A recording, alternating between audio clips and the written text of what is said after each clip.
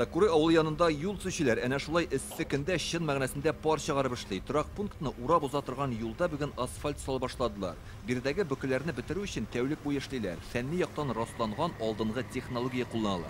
Технология үзенә күрә җиргә шул распределенный машинадагы тара торган машиналар белән изис кертәбез дә, цемент кертәбез. Аның артыннан су сибеп, шуны тапташалар белән таптыйбыз. Бу җирне ныгыта инде.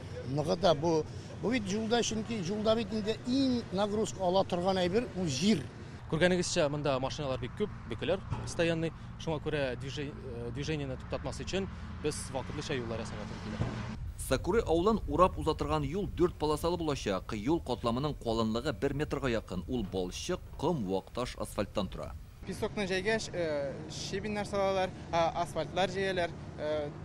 Также безнең монда салалар тощий бетон, так называемый ШГПЦС. Шул щебенчо-мешанная смесь, укрепленная цементом инде атала. Шуннан соң асфальтлар. Казан-Оренбург трассасындагы Сакуры авылын урап уза торган яңа юл 24 чакрым булачак. Аны Алексеевск дурыстрой оешмасы төзей. Эшчеләр белән кыенлык булмасын өчен алдан ук хәстәрен күргәннәр, хезмәткәрләрне укыталар, өйрәтәләр. 200дән артык кеше, 100гә якын техника җәлеп ителгән. Менә шул 24 км участокта инде, 24 км зонлыгына участокта безнең 2 күпер, 6 юл үткәргеч, тагын 6 юл үткәргеч 4 төрле дәрәҗәдәге транспортный развязка һәм 2 борылыш съездлары проекты каралган. Шулай ук авыл хуҗалыгы техникасы өчен безнең каралган тагын бер юл үткәргеч һәм шулай ук җәяүлеләр өчен җир өстеннән уза торган җәяүлеләр өчен переход. Биредә фәнни яктан да, гамәли күзлектән дә барысы да уйлап эшләнәләр. Менә урау юлның бер участогы ул калкулыкта булганга, белгечләр аны 13 метр тирәнлектә казып төшкән.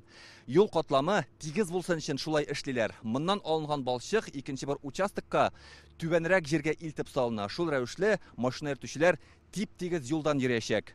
Шулай итеп, сыйфат һәм иминлек мәсьәләсенә зур игътибар бирелә. Юлны узган елның ахырында сала башлаганнар, планнан алда баралар. Җирне күтәрү, тигезләү, ныгыту кебек эшләрнең 40% башкарылган инде. Салынган асфальтның сыйфатын да тикшереп баралар.